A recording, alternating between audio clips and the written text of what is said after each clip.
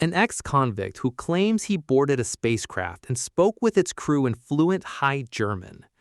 A retired Navy admiral who went on record saying no agency on Earth can replicate what these objects do.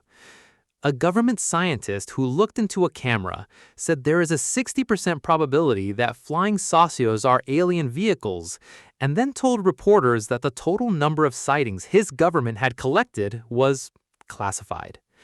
And somewhere in the middle of all of this, inside the files of the Federal Bureau of Investigation, someone was watching very closely, taking notes, clipping newspapers, and routing every single document, personally, to the director himself. This file is not from a UFO research group. It is not from a conspiracy blog.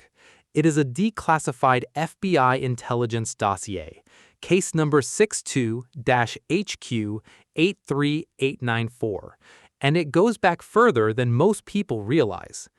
But here's what I need you to hold on to as we go through this together. Buried deep in this document is an internal Air Force admission written on official Defense Department stationery that the Air Force's own investigators had concluded that a filmed encounter with unidentified objects could not be explained as any known aircraft, any known conventional object, or any weather phenomenon. And when a retired Marine major went public with that conclusion and challenged the Air Force to deny it, a top Air Force spokesman asked point blank whether the statement was true or false, declined to comment. That non-answer is still sitting in this document, unanswered, decades later. We will get there, but first we need to understand what the Bureau was actually doing with all of this. The file is structured as a collection of intelligence items, newspaper clippings, wire service dispatches, teletype messages, all gathered, all routed through FBI headquarters, all stamped with the initials of senior officials, including, repeatedly, the name Tolson, J. Edgar Hoover's right-hand man. These are not items that were filed and forgotten. They were read, they were circulated, at the very top. And the stories inside them are extraordinary. Let us start in November 1957, because that single month produced more documented incidents than almost any other period in this file. Across the American Southwest, a wave of sightings swept through the skies. A Coast Guard cutter called the Sebago, cruising in the Gulf of Mexico roughly 200 miles south of Louisiana, radioed headquarters that it had tracked an unidentified object on radar for 27 minutes. 27 minutes. The object flitted on and off the radar screen. It was seen visually by 4 crew members, and at one point it appeared to remain stationary and hover over the water before resuming what the crew described as erratic flight. The cutter's captain sent a formal report up the chain. The FBI received a copy. At the same time, near the White Sands Proving Grounds in New Mexico, one of the most heavily guarded military installations in the country, an engineer named James Stokes reported that 10 automobiles were stalled on a desert highway when a brilliant egg-shaped object moved silently across the sky, leaving what he described as a heat wave, like a radiation from a giant sun lamp in its wake. The Air Force public relations officer at the site said he was personally satisfied with Stokes' account and ordered a radiation count test and a thorough medical examination. The document does not record what those tests showed. It simply moves on. That same week, Air Force weather observers at Long Beach, including their commanding officer, reported 6 unidentified saucer-shaped flying objects over Long Beach Air Force Base. A civil service worker at Lackland Air Force Base in San Antonio said he watched an egg-shaped object land in a ravine 200 yards from him, causing his car engine and lights to go out before taking off minutes later. And in Midland, Texas, the Ground Observer Corps reported seeing a large red object and picking up unintelligible conversation on a sound detector. Unintelligible conversation through a military-grade sound detector, directed at an unidentified flying object. Hold on here, because this is where the file gets considerably stranger. All of these incidents are being documented inside a Bureau dossier, not by the Air Force, not by a civilian research group, by the FBI. Now, step back a few years earlier, January 1953. A pilot over Bowling Green, Ohio, radioed in that he had seen an object brighter than the sun for about 5 seconds while cruising at 2,000 feet. He asked that his identity not be revealed. His words, as recorded in this document, "It looked like a ball of fire, brilliant white like molten steel. Then it turned blue and took off straight west within 5 seconds." He said it was traveling faster than any jet plane. The sky was clear, there were no other aircraft in sight, and he did not think it could have been any reflection. Then he added one final detail. It appeared about a foot in diameter and was at approximately the same altitude as his own aircraft. A foot in diameter. He was close enough to estimate its size, and he asked not to be named. That same year, this file includes a dispatch from Canada. The Canadian government had just announced the establishment of the world's first official flying saucer observatory, located on the Ottawa River. The scientist appointed to run it, a man named Wilbert B. Smith from the Federal Transport Department, stood in front of reporters and said, and this is in the document, "There is a very high degree of probability that flying saucers are real objects, and a 60% probability that they are alien vehicles." He then said that the total number of sighting reports his department had collected was classified information. Canada's government, official government scientists, saying the word alien, and then classifying the data. It looks like a normal intelligence gathering operation, but when you read between the lines, something else is happening. The FBI was not just collecting this information for historical purposes. These dispatches were being actively routed, actively read, actively initialed. Someone at the very top of American law enforcement wanted to know, in real time, what was being reported, what was being said publicly, and crucially, what was being suppressed. And suppression is a word that comes up more than once. The file contains a piece from the Scripps Howard Newswire describing how Air Force leaders had effectively slammed down what the reporter called a brass curtain at the Air Technical Intelligence Center in Dayton, Ohio, the facility where flying saucer reports were investigated. The Air Force issued a statement saying visits, including press visits, would no longer be honored because the volume of requests was interfering with investigations. The reporter noted that the original policy had been to exclude the press altogether, and singled out among the materials driving public interest were 2 books, one titled The Coming of the Saucers, and the other Flying Saucers from Outer Space. That second title belongs to a retired Marine major named Donald Cahoe, and his presence in this file is significant.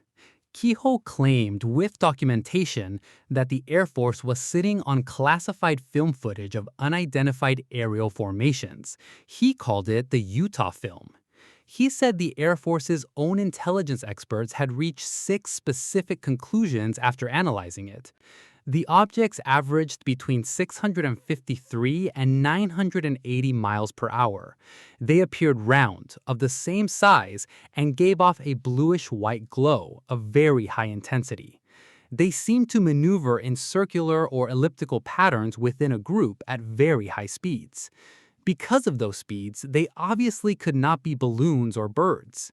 They were not any type of known aircraft, and the sighting could not be explained by any conventional answer. These were not Kehoe's conclusions. He was quoting Air Force intelligence. When he published this and pushed the Air Force to respond, a top Air Force spokesman was asked directly, "Is this statement true or false?" He declined to comment. Kehoe, in a telegram that is also included in this file, said he would call anyone who denied those conclusions a liar to his face. The Air Force, he said, had in effect been calling him a liar, and he was getting tired of it. What I am about to show you explains why this particular fight was so important.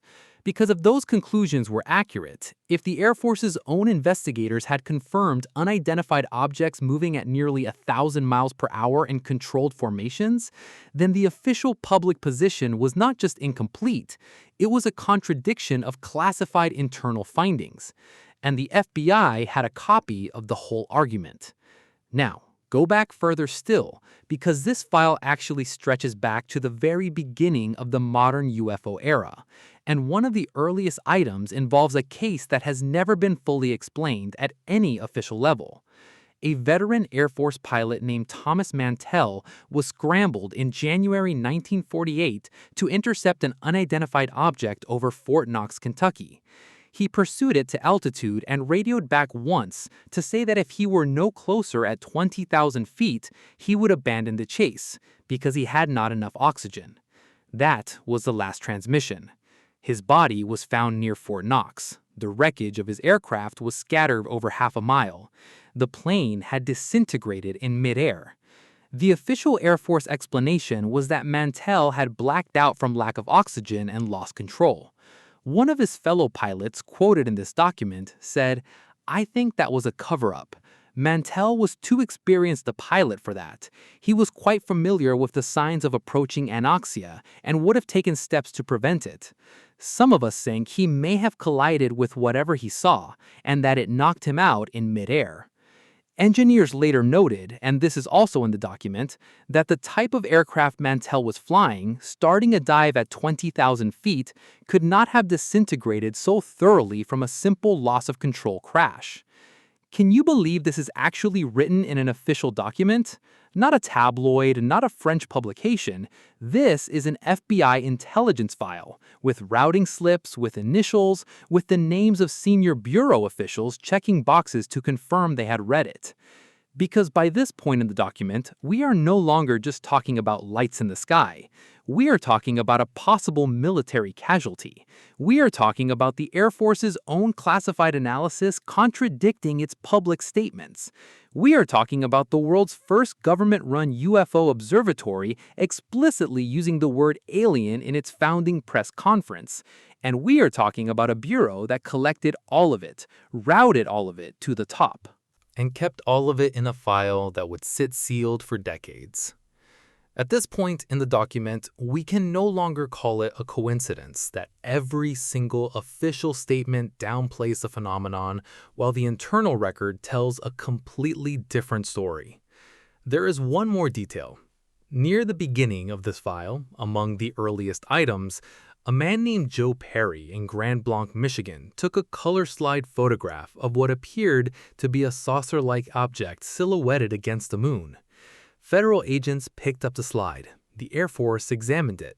When the slide was returned, Perry said it was not the same. Something had happened to it. The flying saucer, he said, had faded. He wrote a letter to President Eisenhower. The letter went to the Pentagon. The Pentagon responded that the strange object in the picture was the result of faulty development and nothing more. Perry, unconvinced, contacted the FBI. A pizza man, writing to the president, contacting the FBI because he believed his photograph had been altered by agents of the United States government. In isolation, that story sounds absurd, but it is sitting in the same file as a Coast Guard radar track lasting 27 minutes, a government scientist saying 60% probability of alien vehicles, an Air Force pilot whose disintegration in mid-air a colleague called a cover-up, classified film analysis that the Air Force refused to confirm or deny, and the Canadian observatory built specifically to watch the skies, equipped with a gamma-ray detector, a gravimeter, and a direct line to scramble fighter jets. After all these pages, only one question remains.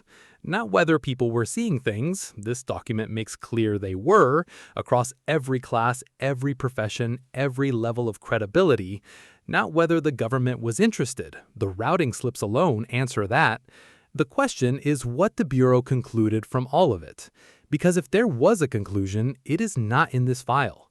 The document does not end with an answer. It ends mid-investigation, mid-argument, mid-mystery. Exactly the way a file looks when the question has not been resolved. The final chapter, as one piece in this very document puts it, is yet to be written.